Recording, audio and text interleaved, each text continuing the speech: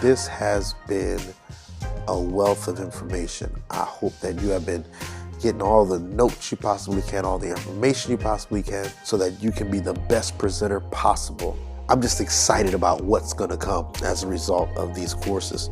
I'm looking forward to the success stories that are coming from so many of you.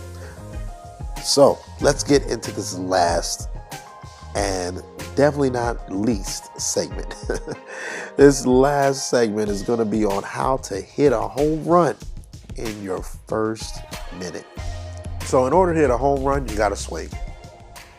From the moment you open your mouth, you will be judged. Your first minute is the most critical minute of your presentation. So it's nothing to be afraid of. It's just important. When you step up to that plate to swing, know you are being judged. So you have to bring your A game the first minute. The first minute is critical. So the first thing you need to do is find yourself. If you want to focus in on your breathing and your intentions, know exactly where you're going with your speech. You need to figure out what your qualities are. What would you like most to display as you speak? What qualities do you have that will bring out your first minute of speech, or that will bring out your entire presentation for that matter? What qualities will help you to make your presentation reach the audience in a greater magnitude? Whether it's your smile, many people have that $1 million smile, and if you have that $1 million smile, use it every second you can. I mean, just keep using it. Just keep it in your repertoire. After every great line, put a big smile out there. Some people, the smile just gravitates people to their speech, and they just want to be a part of that. The relationship is built. Some people, it's their wit. Those witty monologue pieces that make it feel like it's a dialogue. And then some people like to use vocabulary. They have an extensive reach in their vocabulary. Remember, we're not trying to speak over the heads of people, but this is where we get into our study, the science of how to communicate. You want to make sure that you're thinking about ideas and strategies that help people to see where you're trying to take them. And sometimes that happens through a strong vocabulary, saying words and using terms that bring clarity. And we'll deal with that a little bit later and understanding the strength of that. So what benefit would you like to give your audience? Sometimes you want to benefit them with ability to learn time management. Maybe you're dealing with banking skills. You're trying to help them understand how to manage or how to fund or how to deliver in the mortgaging business. It might be public speaking strategy like we're doing now. I told you that the main theme here is to wow the audience. Everything that we've talked about is centering around you being a powerful speaker and wowing your audience at the beginning of your presentation. Use these strategies at the beginning so that way you have confidence and the audience easily sees that confidence exuding from you. I'm going to give you a quick SWOT analysis, and you can use this tool. This tool helps me when I'm about to present.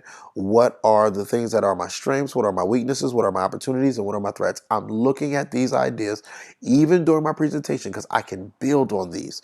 First one is the strength. My strength is getting undivided attention from everybody in the audience. That is a strength. Words. Words matter. That is a strength. Use your words. Those are strengths. They make the presentation strong. They bring the audience into a wow factor. What are weaknesses? What if your background is in writing and you are asked to speak on the prison system and maybe you've never been in prison? So how can you identify with that? That is a weakness. How can you acknowledge that and still present? How do I acknowledge it and still be relevant?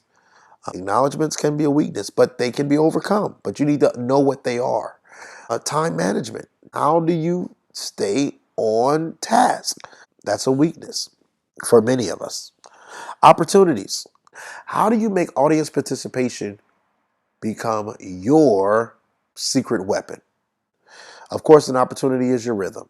If you can get in the groove and get in the rhythm, it's an opportunity for success.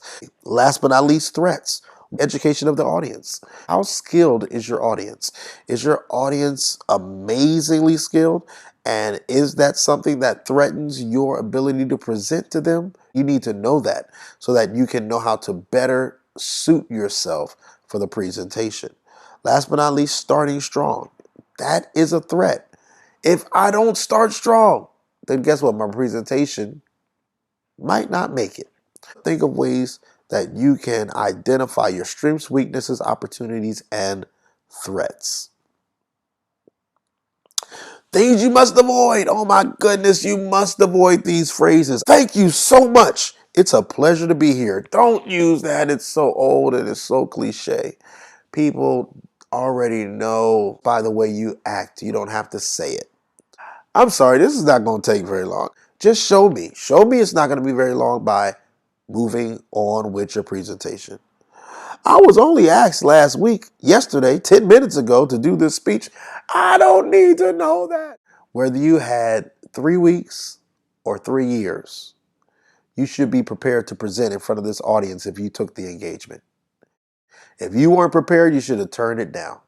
So the fact that you took it, I don't need to know how long you had to prepare. A funny thing happened to me whilst trying to find the venue. Those cool little stories, I mean, they can work sometimes, but they typically are just fillers. My body is tired and I'm going to muster up the strength to get through. You took the event, you took the engagement, you should have canceled. You should have someone else go in your stead. But if you're going to go up there and give a presentation, I don't need to know how tired you are. Everybody is tired. Whenever I teach my psychology classes, these are targeted words that produce a response from the people that listen. So when you say words like tired, you say words like fatigue, you say words like stressed, weary, you say words like everybody has these emotions. And guess what? When you say those type of words, you push people's buttons to feel those type of things while you're talking. I have been fighting my nerves just to make it out here. I've been fighting, and I say all these in a funny voice only because I'm like, these are the worst things you could ever say. Scratch them. If you ever said them, if you think you want to say them, if you have ever thought to say them, if anything sounds like these, we put a red marker through them immediately. We're not your pep team. We're the audience. So tell us what we need to hear. We want to hit a home run. So what are the first things we do? You have to develop a strong opening. So the first thing you need to do is gain your audience attention and make them interested in what you have to say. What is the purpose of your speech? Next thing you need to do is establish credibility. Provide reasons to listen.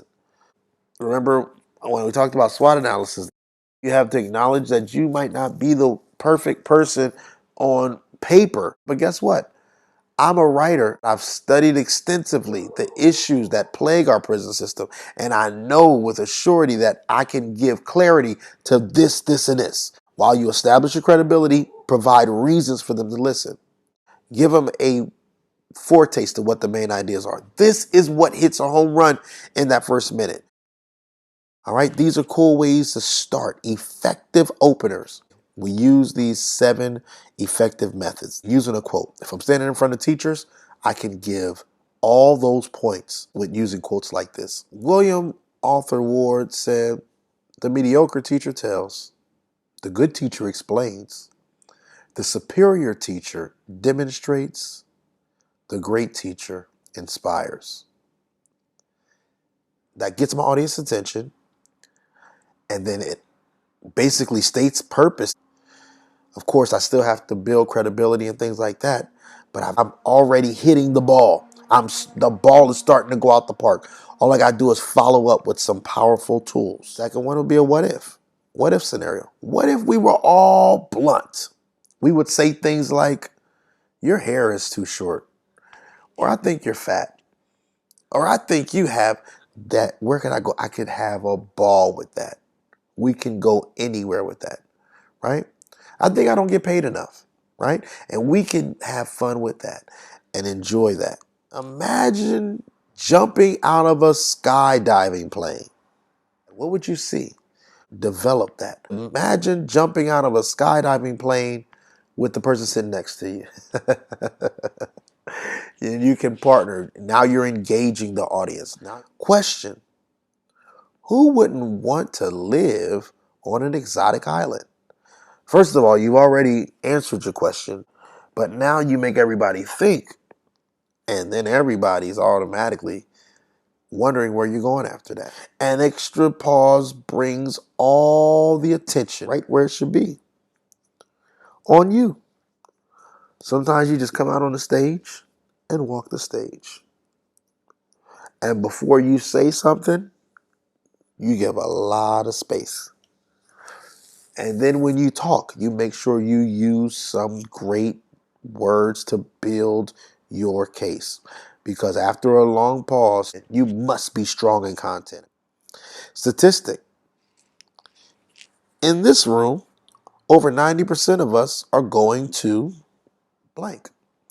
Get married, have children, buy a car, right? You can go a number of places with that. Powerful statement, phrase. We cannot win. We can't win. That's what every newspaper in the country is saying about us today. All these are a way of getting attention and making a hit that knocks the ball out the park.